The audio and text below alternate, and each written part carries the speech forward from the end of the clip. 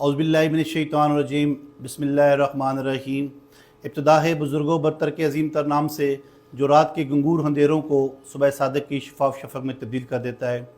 अस्सलाम वालेकुम नाज़रीन, आज़ादी डिजिटल न्यूज़ के प्रोग्राम हालात हाज़रा में मैं हूँ आपका मेज़बान सुहेल मुग़ल, और हमारे साथ मौजूद हैं समाज के मुख्तलिफ़ अमूर पर नज़र रखने वाले, सियासत, मैशियत और दीगर मामलात पर गहरी नज़र रखने वाले आज़ाद कश्मीर के सीनियर सहाफ़ी तजिया नगार जनाब जावेद इकबाल हाशमी। नाज़रीन, आज हम अपने प्रोग्राम में बात करेंगे कि साबिक़ वज़ीर-ए-आज़म राजा फ़ारूक हैदर ख़ान साहब ने आज़ाद कश्मीर के सीनियर सहाफ़ियों के से कुछ मुलाकातें की हैं, उनमें उनकी क्या बात हुई है उस पर बात करेंगे। और पाक फ़ौज के अंदर तरक्याबियाँ हुई हैं, वहाँ कश्मीरी जो अफसरान हैं वो नुमायाँ तौर पर सामने आए, उस पर बात करेंगे। महकमा पुलिस के अंदर बहुत सी असामियाँ खाली हैं, उनको पुर क्यों नहीं किया जा रहा, उस पर तैनातियाँ क्यों नहीं हो रही, उस पर बात करेंगे। और दीगर मौज़ूआत हमारे पास मौजूद हैं, उस पर बात करेंगे। मैं सबसे पहले जनाब जावेद इकबाल हाशमी साहब आपसे ये जानना चाहूँगा, बताइएगा आज़ाद कश्मीर के साबिक़ वज़ीर-ए-आज़म राजा फ़ारूक हैदर ख़ान साहब ने पिछले दिनों ये कहा था कि मैं आज़ाद कश्मीर भर में जो है वो हलकों में जाके सियासी कारकुनों से मुलाकातें करूँगा, सियासी डायलाग करूँगा। अब उन्होंने चुकार का दौरा किया, लीपा का दौरा करने के बाद वो दारुल-क़ौमी में वापस आए, और इस दौरान उन्होंने साफ़ियों के सीनियर साफ़ियों के एक ग्रुप से मुलाकात की है। क्या उन्होंने बताया है, हुकूमत का हवाल, सियासत का हवाल और दीगर हवाल क्या बताया है? बहुत शुक्रिया सोहेल साहब। राजा फ़ारूक हैदर ख़ान साबिक़ वज़ीर-ए-आज़म आज़ाद कश्मीर जो है वो एक जहाँ दीदा सियासी कारकुन है और मुजाहिद अव्वल सरदार मोहम्मद अब्दुल क़य्यूम ख़ान की तरबियत याफ्ता है। ये मुजाहिद अव्वल सरदार मोहम्मद अब्दुल क़य्यूम ख़ान का तुर्रा इम्तियाज़ था, तरीक़ाकार था कि वो वक्तन फ़क्तन जो सीनियर और बुज़ुर्ग साफ़ी थे उनके ज़माने के, वो उनके साथ बैठते थे, मशावरत करते थे और तबादला ख्याल के करने के बाद जो है ना वो अपनी सियासी हिकमत अमली तरतीब देते थे। तो फ़ारूक हैदर साहब का भी ये तरीक़ाकार है कि वो वक्तन फ़क्तन अपनी रिहाइशगाह पर जो है ना वो चंद साफ़ियों को, सीनियर साफ़ियों को बुलाते हैं, उनके साथ बैठ कर जो है ना वो गैर रस्मी तौर पर जो है ना वो गुफ्तगू भी करते हैं, मशावरत करते हैं। अपने जो माजी के मामलात हैं, फ़ारूक हैदर साहब जो है ना वो तारीख़ के हवाले से जो है ना बहुत उनके पास मालूमात हैं। आज़ाद कश्मीर के हवाले से और तारीख़ आज़ादी कश्मीर के हवाले से, आज़ाद कश्मीर की सियासत के हवाले से तो उनके पास बहुत बड़ा जो है ना ज़ख़ीरा है। वो अगर किताब लिखना चाहे तो मैं समझता हूँ कि वो किताब भी कम पड़ जाएगी। तो आज की जो उनकी मुलाकात है ये वादी लीपा के दौरे के बाद और चुकोठी के दौरे के बाद वो हल्का इंतखाब में भी गए थे, हटिया में, चुकार में, लेकिन उनका जो मेन टारगेट था वो लीपा का हल्का इंतखाब था। लीपा का इंतखाब में उन अवाम की जानब से जो है ना वो बड़ी ज़बरदस्त पजीराई मिली है और वहाँ उन्होंने चूँकि लीपा जो है वो LOC पर वाक़ है और पसमानदा तरीन इलाका रहा है, भारतीय फायरिंग की ज़द भी रहा है तवील अरसा, और वहाँ जो है ना ज़िंदगी की बुनियादी ज़रूरियात और सहूलियात जो है ना वो बवजह भारतीय फायरिंग वो नहीं मिल सकी उस तरह जिस तरह आज़ाद कश्मीर के दीगर इलाकों में लोगों को मैसर हैं। तो लीपा के अवाम की ये दिली ख्वाहिश रही है जी कि फ़ारूक हैदर जैसा जो बड़ा लीडर है वो उनके हल्का इंतखाब से इलेक्शन लड़े। तो फ़ारूक हैदर साहब ने पिछला इलेक्शन लड़ा था, लेकिन वो ताख़ीर से गए थे वहाँ, लेकिन इसके बावजूद उन्हें बहुत अच्छी पजीराई मिली और वो इलेक्शन वहाँ से जीत तो नहीं सके थे, लेकिन उन्होंने ज़बरदस्त मुकाबला किया था। और जो उनको उस वक्त वोट मिले थे वो उनका वोट बैंक कायम रहा है। बलदियाती इलेक्शन में उन्होंने अपना वोट बैंक कायम रखा और अपनी स्ट्रेंथ उस हल्के में शो की है। अब उन्हीं लोगों की दावत पर ये एक दफ़ा फिर गए हैं वादी लीपा में। एक तो मौसम बहुत अच्छा था और उस मौसम का भी उन्होंने इस्तेफ़ादा किया और फिर वहाँ लोगों के साथ मिल बैठ कर उन्हें उस हल्के की जो सियासत की डायनामिक्स है उसको समझने का मौका मिला है और उन्होंने अपनी सियासी हिकमत अमली भी तरतीब दी और वहाँ लीपा में बैठ कर जो है ना उन्होंने लोगों के हौसले भी बढ़ाए हैं और भारतीय फ़ौज के हवाले से जो पॉलिसी है कौमी जो उनका बयानिया रहा है उसको एक दफ़ा फिर दोहराया उन्होंने पाकिस्तान के साथ अपनी नज़रियाती और कल्बी वाबस्तगी का जो है ना एक दफ़ा फिर आदा किया है वहाँ बैठकर, और ख़बरदार भी किया है कि कुछ लोग जो है वो इस रिश्ते को, कश्मीरी और पाकिस्तान के दरमियान जो रिश्ता है इसको कमज़ोर करने की कोशिश कर रहे हैं। साजिश हो रही है, बाहर से बैठकर लोग जो है ना वो ऐसे काम कर रहे हैं जो इसकी हमारे इस तल्लुक़ को कमज़ोर कर रहे हैं। तो आज की जो उनकी मुलाकात थी वो उसमें तमाम मौज़ूआत पर बात हुई है। ये बताइएगा हाशमी साहब, आप मुलाकात में शामिल थे, उन्होंने इस बात का भी जिक्र किया है कि गुज़िश्ता कई अरसे से वो अपनी जमात से मुतालबा कर रहे हैं कि वो हुकूमत से अलग हो जाएं। उन्होंने बताया है कि उन्होंने जो मुतालबा किया है, क्या उनकी जो जमाती जो क़यादत है ان کے اس مطالبے کو ایڈریس کیا گیا ہے؟ کوئی پیش رفت ہوئی اس حوالے سے؟ جی مجلس عملہ کے اجلاس کے حوالے سے جو ہے انہوں نے تفصیل بتائی ہے کہ ہم نے پوچھا تھا ان سے جی کہ مجلس عملہ کے اجلاس میں کیا صورتحال تھی، تو چونکہ یہ فاروق قادر صاحب مجلس عملہ کے اجلاس میں شرکت سے پہلے ہی اپنی رائے ہے اس کا اظہار کر چکے تھے جی کہ ہمیں حکومت سے باہر نکل جانا چاہیے. تو سوال کے جواب میں انہوں نے کہا جی کہ مجلس عملہ کے اندر جو ماحول پیدا ہو گیا تھا وہ بڑا غیر مناسب تھا، چونکہ یہ مجلس عملہ کا جو فورم ہوتا ہے یہ مشاورتی فورم ہوتا ہے، اور جو صدر جماعت ہوتا ہے وہ وہاں اس کو پریزائڈ کرتا ہے، اور اس کی جو لوگ شریک ہوتے ہیں وہ صدر مسلم لیگ نون کا جو ڈیکورم ہے، جو عزت وقار ہے، اس کو ملحوظ خاطر رہنا چاہیے. لیکن اس اجلاس میں جو ہے نا وہ ایسا نہیں ہو سکا بدقسمتی سے، اور لوگوں نے جو ہے نا وہ ایک ہی نقطے کو پکڑ لیا جی کہ ہمیں حکومت سے نکلنا چاہیے. اور پھر فاروق قادر صاحب نے آخر میں جو ہے نا وہ جب آخری خطاب ان کا تھا تو انہوں نے پھر وہاں بیٹھ کر جو ہے اس کو اپنے مجلس عملہ کے اجلاس میں یہ تجویز دی گئی تھی جی کہ ایک قرارداد منظور کرتے ہیں کہ قرارداد کے ذریعے میاں نواز شریف صاحب سے مطالبہ کرتے ہیں کہ ہمیں حکومت سے نکلنے کی اجازت دی جائے. پھر فاروق قادر صاحب نے کہا جی کہ قرارداد کا کوئی فائدہ نہیں ہے، اگر میاں صاحب جو ہے وہ ان کے کچھ معاملات ہیں، مسائل ہیں، اگر وہ آپ کو نکلنے کی اجازت نہیں دیتے تو پھر اس قرارداد کا مقصد ختم ہو جاتا ہے. تو آپ یہ اختیار دے دیں صدر جماعت کو اور مشتاق مناص صاحب کو، اور وہ جا کر ان کو بتائیں جی کہ ہماری مجلس عملہ کی میٹنگ میں یہ طے ہوا ہے اور یہ کارکنوں نے یہ مشورہ دیا ہے جی کہ ہمیں حکومت سے نکل جانا چاہیے تاکہ ہم اپنی جماعت کی جو تنظیم ہے اس کو منظم کر سکیں، لوگوں کے ساتھ اپنے رابطے بڑھا سکیں. چونکہ حکومت میں مسلم لیگ نون کا جو حصہ ہے وہ پورے آزاد کشمیر کی نمائندگی نہیں کر پا رہا، اور نہ ہی حکومت جو ہے نا مسلم لیگ نون کو بطور پارٹنر وہ شراکت داری، وہ حصہ، وہ وزن، وہ عزت دے رہی ہے جو اس کو دینی چاہیے. یہ بتائیے گا ہاشمی صاحب، بڑی طویل ملاقات آپ کی رہی، یہ بتائیے گا آپ نے کہیں نہ کہیں ان کی گفتگو سے یہ بات ایگزوم کی ہے کہ یہ سیاسی حلقوں میں تبدیلی کی باتیں چل رہی ہیں، کہیں وہ اپنے آپ کو وزارت عظمیٰ کے لیے کہیں وہ لابنگ کر رہے ہیں، پیش رفت کر رہے ہیں، کچھ اس طرف جا رہے ہیں؟ وہ یہ سوال ان سے پوچھا گیا تھا جی کہ جو اس وقت حالات پیدا ہو گئے ہیں تو غیر یقینی صورتحال ہے، اور جو انوار سرکار ہے وہ غیر مقبول بھی ہے اور نمائندہ حکومت بھی نہیں ہے، اس کو عوام کی حمایت بھی حاصل نہیں ہے اور ممبران اسمبلی کی اکثریت کی حمایت حاصل بھی نہیں ہے، اور پھر سپریم کورٹ میں جو کیس چل رہا کھل گیا ہے معاملہ، تو اگر یہ ان کو جانا پڑ جاتا ہے تو پھر آپ کے پاس کیا آپشن ہے متبادل.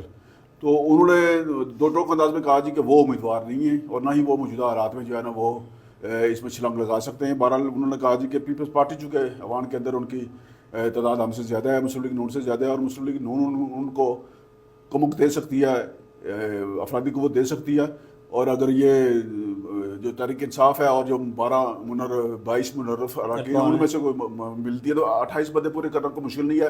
اور انہوں نے یہ دو ٹوک انداز میں کہہ دیا ہے کہ موجودہ نظام جو ہے یہ نہیں چل سکتا زیادہ عرصہ، نہ یہ حکومت چل سکتی ہے زیادہ عرصہ. اور اس کا حکومت کا انہوں نے کہا ہے کہ حکومت کا زیادہ عرصہ چلنا جو ہے نا وہ ریاست کے اور یہاں کے عوام کے اور حکومت پاکستان یا ریاست پاکستان کے مفاد میں نہیں ہے. حکومت کے حوالے سے اپنے بیانیے پہ بھی تک کام ہے. اچھا یہ بتائیے گا ہاشمی صاحب، ایک اور بڑا امپورٹنٹ معاملہ یہ بتائیے گا، پاک فوج میں افسران کی ترقیابیاں ہوئی ہیں، ماضی میں بھی آزاد کشمیر سے بہت سے آرمی کے افسران جو ہے کور کمانڈرز پوزیشن پہ رہے ہیں. ایک بار پھر آزاد کشمیر میں جو ترقیابیاں ہوئی ہیں، آزاد کشمیر کے جو افسران ہیں وہ نمایاں پوزیشن پہ آئے ہیں. آپ یہ بتائیے گا کیا اثرات مرتب ہوں گے اس حوالے سے آزاد کشمیر کے اندر؟ یہ تحریک آزادی کشمیر کی جو صورتحال ہے اس کے تناظر میں آپ کیا سمجھتے ہیں؟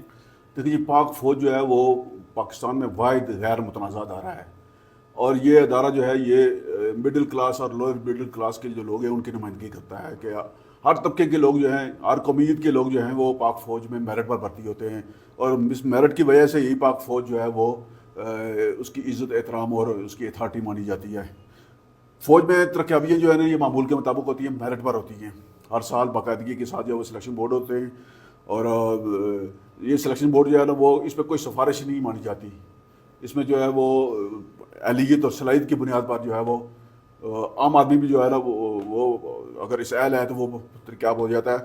تو کشمیری جو ہے نا وہ پاک فوج میں بڑی تعداد میں، آپ کو پتہ ہے کہ 1 لاکھ سے زائد کشمیری مختلف عہدوں پر آزاد کشمیر کے لوگ جو ہے نا 1 لاکھ سے زائد پاک فوج میں خدمات سر انجام دے رہے ہیں، اور وہ مختلف پوزیشنوں پر فائز ہیں اور بڑا کلیدی کردار ادا کر رہے ہیں پاکستان کے دفاع اور سلامتی کے حوالے سے. قربانیوں کی جو تاریخ پاک فوج نے رقم کی ہے اس میں کشمیری کا وہ بہترین حصہ، مطلب بڑھ چڑھ کر حصہ ہے. اور اسی وجہ سے جو ہے نا پاک فوج کے اندر کشمیریوں کی عزت احترام اور وقار زیادہ ہے، اور ہمیشہ پاک فوج میں کشمیری اعلیٰ پوزیشنوں پر رہے ہیں. ماضی میں رہے ہیں. ماضی میں 4 کور کمانڈر جو ہے نا وہ کشمیری رہے ہیں. ابھی بھی 2 کور کمانڈر جو ہیں وہ آزاد کشمیر سے تعلق رکھنے والے ہیں, اور 4-5 میجر جنرل جو ہے نا وہ بھی کی پوسٹوں پر تعینات ہیں پہلے سے. اور ابھی جو حالیہ سلیکشن بورڈ ہوا ہے 2-4 دن پہلے, اس میں 3 نئے میجر جنرل پروموٹ ہوئے ہیں, اور یہ بڑی خوشائن بات ہے. اور یہ میں دو ٹوک انداز میں اور واضح انداز میں یہ بات سامنے رکھنا چاہتا ہوں کہ ہمارے کچھ دوست جو ہیں اندرون ملک اور بیرون ملک بیٹھ کر جو ہے وہ تقابلی جائزہ لیتے ہیں پاکستان کا اور ہندوستان کا. تو میں صرف یہ سوال سامنے رکھنا چاہتا ہوں کہ پاک فوج کے اندر جو ہے نا وہ اس وقت بھی جو ہے نا درجنوں افسر بریگیڈیئر اور اس سے اوپر عہدوں پر موجود ہیں. رینک کے جنرل جو ہے نا میجر جنرل وہ بھی 10 سے زائد ہیں, اور لیفٹیننٹ جنرل بھی جو ہے نا وہ بھی کور کمانڈر ہیں اس وقت 2. تو کیا مقبوضہ کشمیر کے حوالے سے وہ بتا سکتے ہیں کہ انڈین آرمی میں جس کی تعداد 21 لاکھ سے زیادہ ہے, پاک فوج ہے وہ 13 لاکھ کے قریب ہے, تو 21 لاکھ کی جو انڈین بڑی آرمی ہے اس کے اندر کوئی ایک کشمیری یا مسلمان یا کسی اور اقلیت کا فرد جو ہے نا وہ اہم عہدے پر ہو. وہاں صرف ہندوؤں کی ایک سرید ہے, وہ پریفر بھی ہندوؤں کو کرتے ہیں, یا پھر اس کے بعد پہلے سکھ بھی ہوتے رہے ہیں اس میں. لیکن یہ کمال, یہ انفرادیت, یہ اعزاز پاک فوج کا ہے کہ اس نے کشمیریوں کو بھرپور نمائندگی دی ہے. اور کشمیری جو ہے نا وہ مطلب لیفٹیننٹ جنرل کور کمانڈر ہوتا ہے, اور کور کمانڈر جو ہوتا ہے وہ ایک بہت باوقار پوسٹ ہے فوج کے اندر. یہ کشمیریوں کے لیے بہت ہی منفرد اعزاز ہے. یہ بات ٹھیک ہے آپ نے, ایک واحد ادارہ ہمارا پاکستان کے اندر. لیکن جو لوگ قابل جائزہ لیتے ہیں نا مختلف چیزوں کا, ان کے لیے ایک سوال ہے یہ مودی نے یہ چیز رکھ کر دی, وہاں ریل چلا دی, وہاں یہ جہاز چلا دیے, تو اس کا بھی جواب دینا. ہاں جی, اس کا بھی جواب دینا کہ وہاں کتنے کشمیر مسلمان جنرل ہیں, ٹھیک بات, فوج کے اندر کتنا مقام ہے ان کا, سول سروس کے اندر کتنا مقام ہے وہاں. یہاں آپ دیکھیں بے شمار کشمیر, صرف فوج نہیں, سول پاکستان کی سول سروس میں بھی درجنوں لوگ ہمارے بہت اہم عہدوں پر ہیں. یہ فارن سروس میں بھی, اور پاکستان کی جو دیگر ایڈمنسٹریٹو سروسز ہیں ان میں بھی بے شمار کشمیری جو ہے وہ اہلیت صلاحی کوٹا ہے کشمیری کا. فوج کے علاوہ جو ہے نا وہ سول سروس میں بھی کوٹا ہے کشمیریوں کا, اور اس میں بھرپور نمائندگی ہوتی ہے.